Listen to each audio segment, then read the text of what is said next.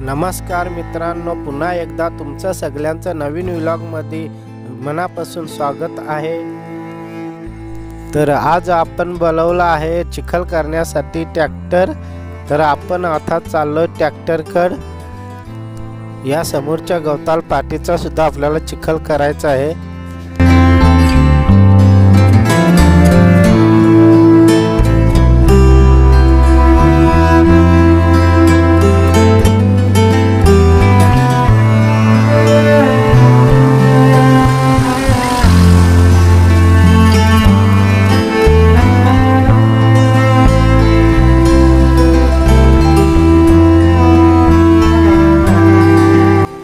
या गवत असलेल्या पाटीचा चिखल एकदम भारी झाला आहे।